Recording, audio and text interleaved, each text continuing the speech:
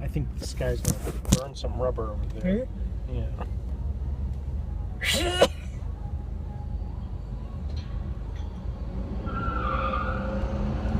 Is that him? Made the squeal? Over there, yeah. Oh, over there.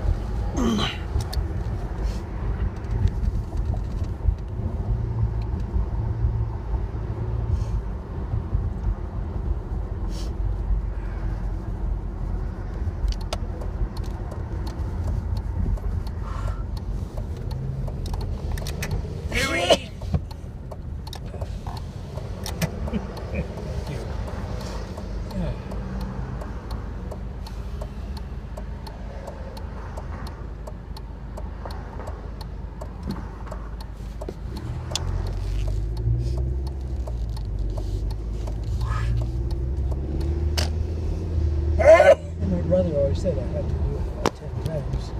Your brother did? Yeah, he always. He knew you had to sneeze 10 times? Yeah, he'd laugh his heart out. He would just Count them. He would become Apoplectic. no. Yeah, I mean he would just laugh so hard he couldn't. He'd get tears in his eyes. From your sneezes? Yeah, because he knew once I started I'd go 9 or 10 times, and he'd count.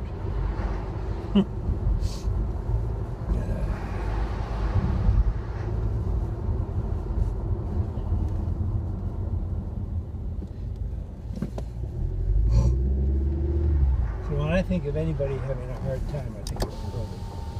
Yeah, I think so. I think your brother had a lot of pain. Oh, enormous. From his dad when he was young, and from his mom when he was older.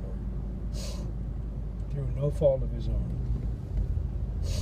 But do you think you were wounded, or you just floated above it serenely all yourself? I think when anybody has a problem, as I said earlier, when anybody has a problem in the family, everybody has it, or reflects it, or lives with it,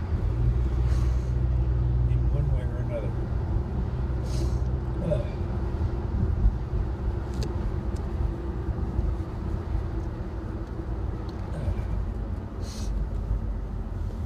And he had more than his share.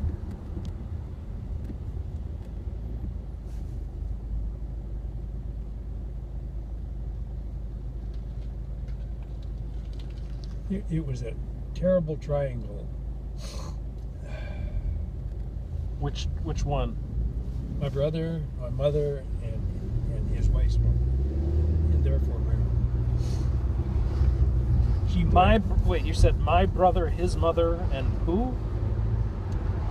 Marilyn and her mother, and Tom and his mother. Both mothers and Tom. Yes.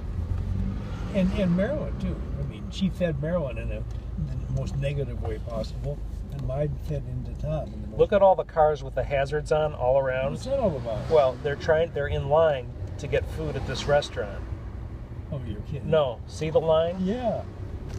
And you can't get a seat in there. Huh. It's found fantastic food.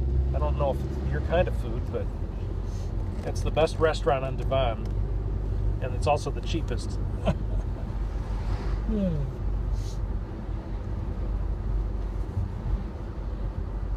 So if Tom's mother and Marilyn's mother had been different people, and they probably never talked to each other, lived across the street, they probably never, ever talked to each other. Ever. That had nothing to do with that. Was years before they got married.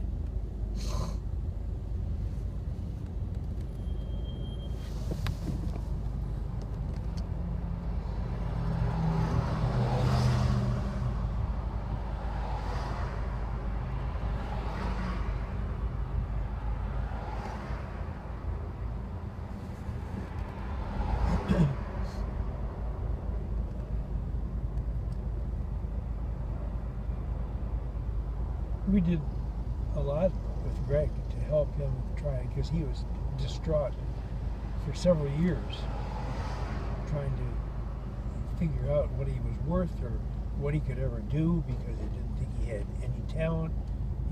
He wasn't going to be a dentist. He wasn't going to be a doctor. He wasn't going to be a teacher. He wasn't going to be anything. He said, "What am I going to do?" We had help from psychologists that did tests and so forth. Not tests, but to find out what he liked, you know, and what he should spend his time on.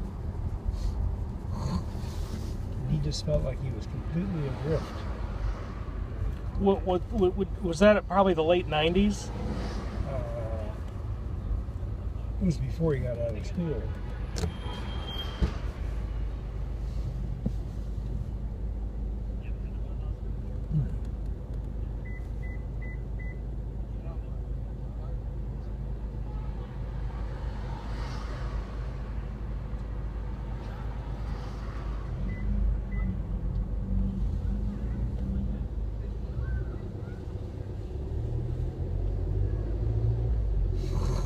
Hmm.